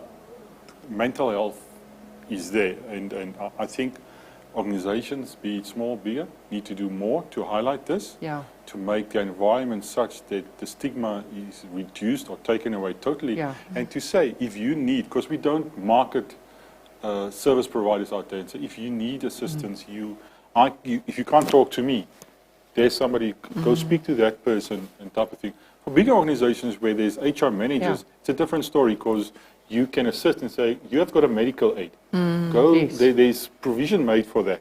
Go speak to that. Or find a confidant within your work environment and start sharing and deal with it. You're not alone. Yes. There is somebody, there is help out there. Yeah. And this is what we're lacking in most organizations, that mental health element that we don't take care of. We take care of performance, we take care of discipline, but the mental health and the mental well-being of our employees is just as key and important. Yes, definitely. Okay, and I think there's another one. Are there any suggestions for employers on interventions? I think you've mentioned that in your slide, that can be introduced to improve employee well-being during this time. But I think it shouldn't be a temporary thing. I think it should be a permanent, Ongoing. and ongoing, especially if it's going to last minimum of 3 years, what you've mentioned in the beginning, that there should be interventions in place in organizations, and for everybody in that sense, that we should be more aware of people's mental well-being. But I think, again, we need to start at home, and I think it's been a wake-up call for everybody. We all now know, okay, what I eat is important, that I need to exercise. And meditation plays a big role, that reflection, that you take time and just be quiet and just try and do the relaxing, the breathing, relaxing meditation, where you just do that. Those are little things that you can put in place make a big to difference. try and minimize the impact of all this stress and uncertainty that we are sitting with right now. And unfortunately, we think, there's tomorrow, but now there is no more tomorrow. Yes. Yeah. And also, I'd like to emphasize that it makes it easier for us to be able to take care of each other, or to take care of the next person, when you also create that awareness within yourself. So when you're able to practice some of maybe the most basic skills that you can give to your employee who is maybe not coping, and you're not practicing it yourself, so what example are you leading then? And that's why I also highlighted that training and, to management, but not only to management, for everybody. For everybody. And so that you're able to assist from a place of knowledge. Yes. As well. Yeah. Yeah. That's great. Okay, thank you. I think that's all the questions. There was just one more that I wanted to ask. Under what circumstances will a person be hospitalized for mental illness? And how long does treatment like that normally take? I mean, that is one of the things that the Bell Clinic does, yes, or hospital. So the conditions vary. So we work on it's called the DSM criteria, so that if we diagnose a person or an individual with a specific mental illness, we will definitely put up a treatment program for them. So depending on the severity of the illness, and we would say maybe 2 weeks to maybe a week, or 2 weeks, or maybe 3 months. But it really just depends on the severity of a condition. So there are also certain criteria that we use that would maybe that we would look at in order to decide, that could be deciding factors, is what the person, if what the person is going through, is it starting to impact important areas of their life, productivity, family, social relationships. Is the person just in bed the whole day and not able to get out? And I think the most important one also would look at if the person or the individual is then experiencing any suicidal ideation, then definitely for safety purposes, that would be a criteria that we could use to admit an individual. Thank you, Gisela. I think that's our time for this presentation. There are no more questions. So if anybody wants more information, you are welcome. I'm sure Gisela put it on a slide. Was it on there? Or you can contact me for her details for the hospital. And that's for corporates, that's for individuals. So please feel free to contact her if you think somebody needs guidance or information for whatever reason. Thank you. Then again, our second question that you must please now access. What is a symptom triggered by the pandemic? Okay, so I hope you remember that. It was on one of the slides. So that is the second question. So go on to the competition form, answer the second question, and then we are now ready for our second break. And again, it will just be a few minutes and we'll be back. So don't go away too long and finish that competition question. Again, from Standard Bank, you can win that PayPal's voucher. Thank you, Standard Bank. And we'll be back with you shortly. Thank you. Thank you.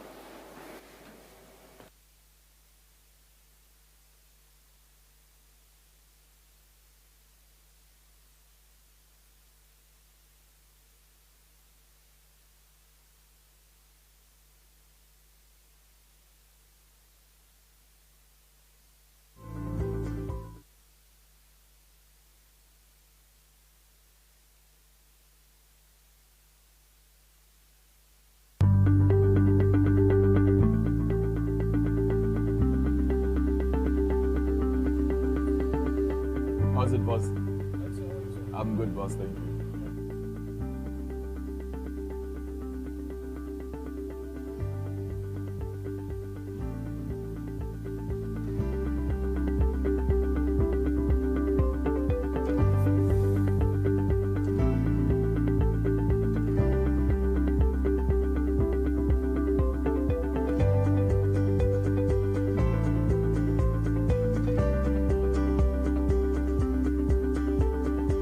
Select Pay Merchant, select Manual Entry, enter the merchant ID, select Payment Method, wallet or card, confirm and complete payment.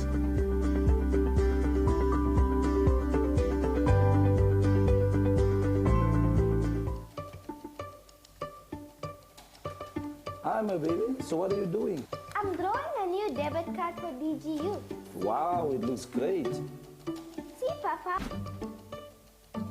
When I press this button, it will give me more money, so I will never be broke again. I see. So I'll definitely have to come to you for some financial advice then. Yes, please.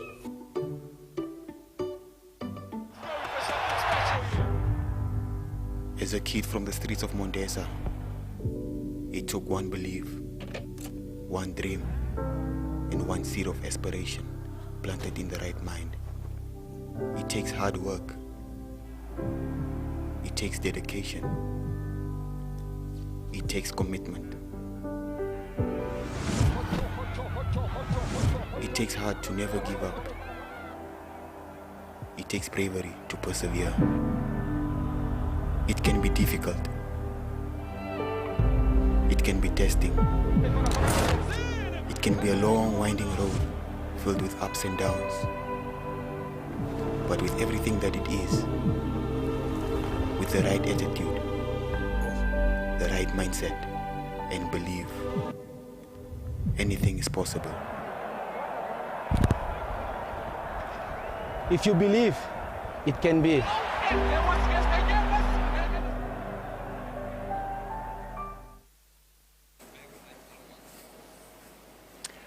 Welcome back, everybody. We're now on to our last speaker, and it's Felicia Uester. She's the manager from Enterprise Direct at Standard Bank. And it's over to you, Felicia. She's Head of the business bankers, tasked to bring SME customers into the digital fold, servicing them via email, telephone, and SMS. She sees her current position as another step in following her passion to develop leadership and grow the Namibian entrepreneur. So thank you, Felicia. Thank you so much, Desiree, for that introduction. I think there's some of you that have grown accustomed to that introduction by now. I'm sort of part of the furniture by now. So today we're just going to give you, from the bank's perspective, also some insights of what we see the impacts are in terms of hire, fire, and retire. So the first item that we will be looking at is return on investment. And yes, it's bank jargon, but it's things that it's very important in the times that we are living in terms of understanding who you are employing, and especially for SMEs to understand that that value of what you've invested into your business is translated into the employees that you have. Because that one employee can make or break your business in the situation where we find ourselves in now.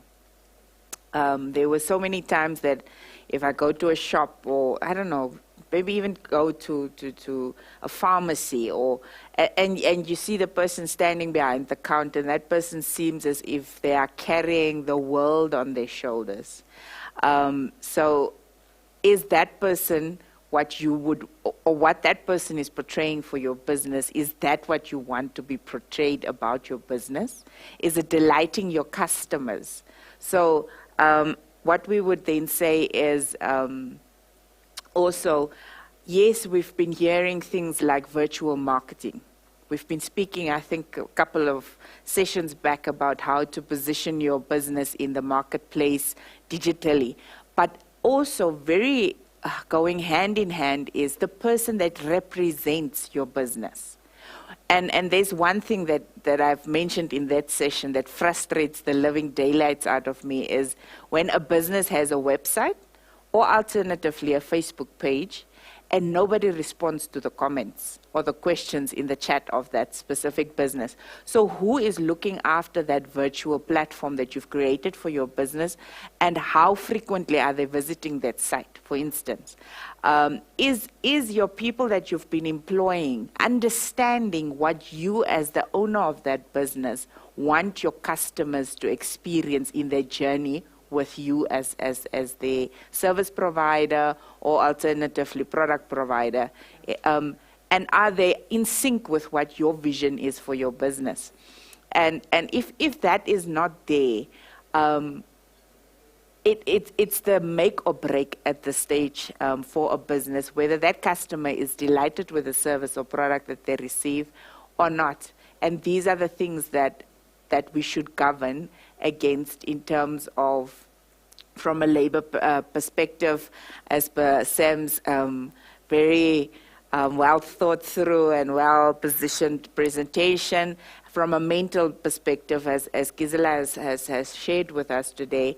So where are your service team in terms of mentally being there on par of what your business is doing? And then also understanding what is your customer's touch points. So where do they touch your business? Is it digitally? Is it over a telephone that never gets answered? Or when it gets answered, is this, yeah, VCA type of, or who are you? Or yes, of or, you know, those things that just, you know, skyrockets the blood pressure if you get that type of annoyed response. So what impression does your customer get, when they are engaging with your business or then your employees? So those are the three critical things in terms of your virtual presence and how is that getting managed by your team that's working for you or together with you. Your customer's journey, is it a delightful journey through your business? And then lastly, your customer's touch points, are that also, what impression is that touch points giving to your customer? Whether it's face-to-face, whether it's virtually, whether it's a call, or you as the owner of the business never answering emails. So those are just the key things in terms of your return on investment from a resources perspective. So then also looking at discipline and determination. So I'm not going to dwell a lot on it. I think we have touched that on all the other previous engagements, but there's a saying by Jim Rohn: discipline is the bridge between goals and accomplishments. And if you don't have discipline and integrity in your business, or in the core of what your business stands for, it can truly mean the make or the break of your business. And so many people say that, no, but I have integrity, and what are you questioning what I'm doing?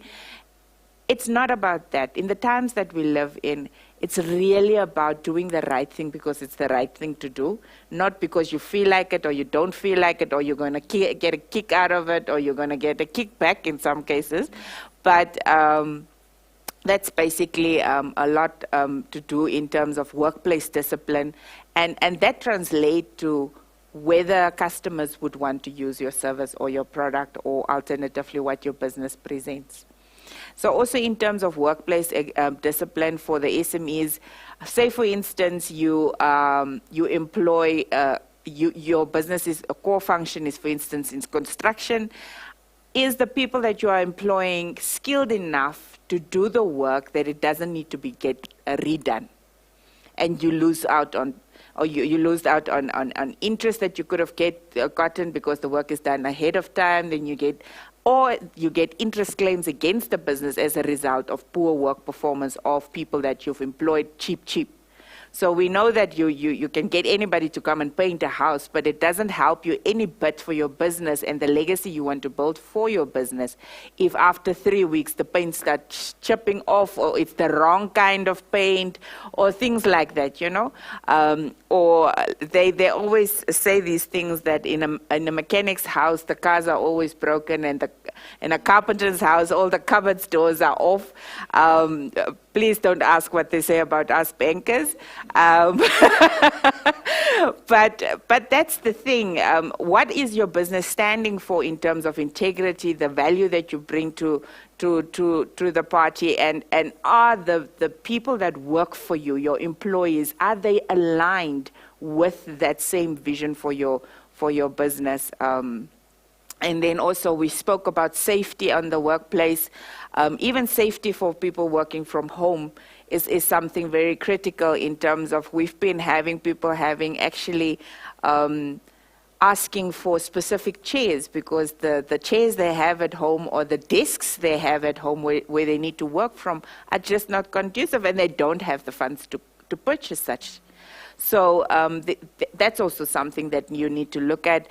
Are you staying in a house where there's just no quiet place for you to work from? I mean, it's questions that you need to engage your employee with to understand if there is a need for a working from home. So is there electricity? Is there ability to log on? We touched on that with Sam's presentation in terms of enablement of data or touch points and so on. Then I'm not going to, then the last part is just looking at just a little bit of interview principles, which can once again, if you don't do this, it will really, and we've seen it so many times where, especially when we do contract financing, and then there's progress payments that needs to be paid out to this business in order to settle debt within our books as banks, then we would find ourselves that it's not up to standard. So then the supplier of that contract would then refuse to pay out the full amount, and then the business sits in nonsense. So, or in a very unfortunate position. So just advice in terms of when you are interviewing people who are working for your business and entity is do background checks in terms of skills, abilities, experience. Make sure that the supporting documents are legitimate documents. Make sure that they are certified copies, that they are not copies of copies. And then when it's a physical activity that the incumbent needs to do, maybe in part of your practical, part of your interview should be a practical, especially for SMEs. if he says you're employing a bricklayer, you must at least ask him to build something for you and supply the material maybe as part of a practical experience, I don't know. But it must be proven before you find yourself in very strenuous problems with you've signed and you in the Labour Commission and this guy now that didn't perform the duties as per contracted. Then caution on hiring friends and family. Just to make sure that you document the terms and conditions, and sorry to friends and families that are already in businesses with counterparts, that you document those terms and conditions of the employment, that you don't find yourself as a business owner in a very disadvantaged position where emotions override the business case. And we've seen also a lot where the family members work in the business and they are actually bleeding the business to death with cash, living lavish lifestyles, and the business is at the detriment at the end of the day. And then also there is a saying that says, are you hiring for the skill or are you hiring for the attitude? And maybe the skill can be learned. So some in where we are currently, really attitude should play a big role in customer service, whether it is the builder, whether it is the mechanic, whether it is the service provider, that's the logistics guy who drives from point A to B to deliver goods or something to that effect. But is the attitude towards whatever they need to do in your business one that you would want to be synchronized and known about your business? So just understand that when you are doing an interview. Then I'm going to end off with the retiring part, and I'm not going to touch on firing. I think it's been overshared.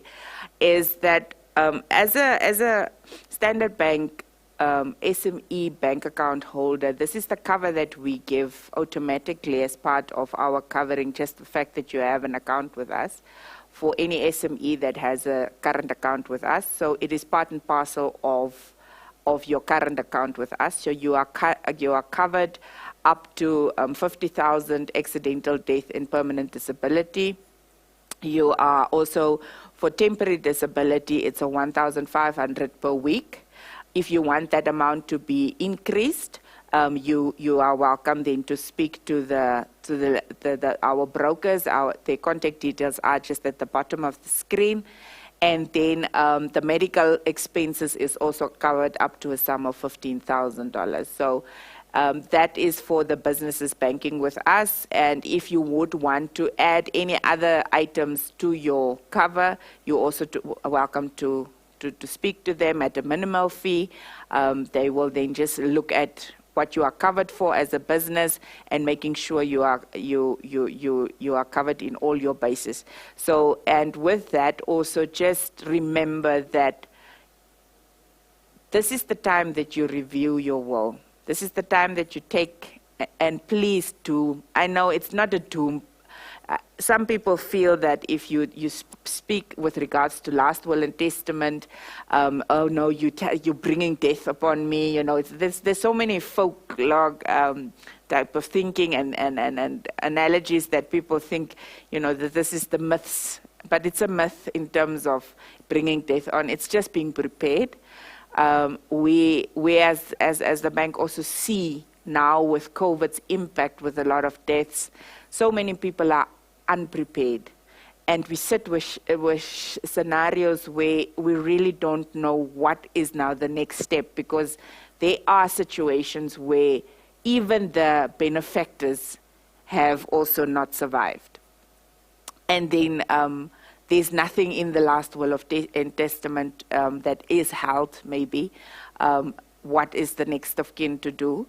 And it brings just unnecessary burdens on the family that remains, on the workers of the business that remains, because then they don't know what's the next. Yeah. So it's just unnecessary stress and trauma for everyone that is left behind, or alternatively that still needs to continue to run the business.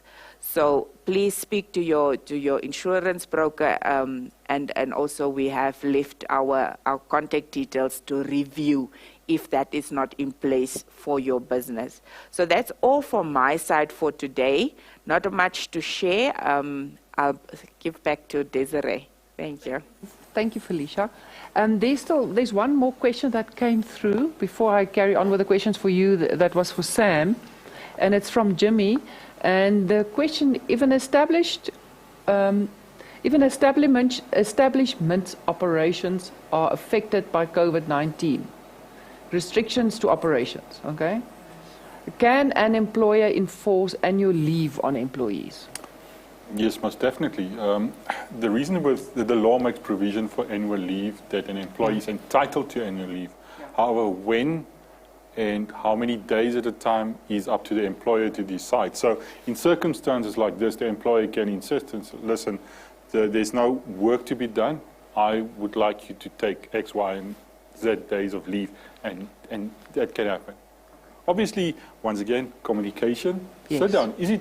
I mean, if it's a case of the employee cannot travel anywhere, is it feasible for the employee to take leave now, but also taking the sustainability of the business going forward? Because leave is a liability on the books. On the company. You need to make provision for leave, and the law is specific. You need to take X amount of leave. So it's the obligation of the employer to manage that, and meaning that it can force you to take a week or 2 weeks leave. Yes. Because then, obviously, when everything is open and you can operate freely, then everybody can work. And otherwise, you have people then going on leave, and then you're back to square one. Okay. Exactly. All right. So that was the last question for you. And then for Felicia, is it really feasible for small business to have insurance against loss of income? Yes, it is. The result is usually devastating, because you wouldn't want yourself to put yourself in a situation where your business is at a loss or closes down, but then you still have debt to settle. And it takes a business approximately between 6 to 10 years to recover from bad debt that's written off due to non-payment or settlement as a result of what we've been seeing now. So if you don't have that insurance, the time it will take for you to recover as a business operator or entrepreneur to start your next business, it might just having that lagging effect up to 10 years we've seen. Before they fully recover from that situation. They can't incur any debt until such time that the past debt has been settled. And with SMEs, the owner of the business and members of the business is the surety of the business. Yes. So not even in their personal capacity can they then continue. Okay. Yeah. All right. There's another question from Dantago. How can an employer support employees from a financial wellness or literacy perspective whilst ensuring confidentiality? I don't know if that's a question for you, Felicia. Okay, so financial wellness, yeah. So from a financial wellness perspective, there is quite a number of initiatives in the marketplace, like the Financial Literacy Initiative by GIZ. There are quite a number of interventions also from, I think, the Social Security Commission as well, that give guidance in terms to businesses, small businesses, in terms of how to help even budget your employees, scenarios where they would then come in as help in for your team. You can set up some training sessions, and then also SME Compete does the same. However, when your employees are banking at whatever bank, you can even ask and arrange with the bankers for your business to facilitate such conversations. So we call it in Standard Bank, we call it employee value propositions or employee value banking. So where we would then sit down and say, okay, for your specific business and the employees of your business, what are the concerns? And then we would bring in experts from the financial sector to address those concerns. Is it insurance? Is it pension? Is it maybe, for instance, packages for school fees? So then we would then tailor make a product for that specific business or give you solutions that are already there. Yeah. Yeah. We'll see if there are any more questions on the YouTube. No. And then the other thing that I also wanted to ask, would the bank typically ask for a staff assessment from a client? So yes, especially for if the business wants to incur debt, and we need to understand who are the leadership of that business, not necessarily the staff or the operational staff, but we need to understand how many are permanent staff and how many are temporary staff in terms from a cost to income ratio type of scenarios that we look at. But we then assess definitely the leadership. We would require CVs to see whether the leadership will be able to continue this business as a going concern. Okay, and then how much importance does a bank attach to the HR policies in a small business? So we don't really look at the HR policy per se, but rather more the skill and the experience. Okay, only those two. All right, there are no other questions.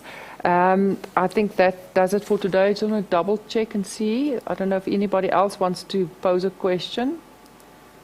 Some of them take time to come in, but I don't see anything. With that, I want to thank our speakers. If there's still a question coming in, we can go back to it. Just a reminder, the third question from Felicia's presentation: what makes you do the right thing because it is the right thing to do? So that's quite easy. If you listen to it, then you will know that.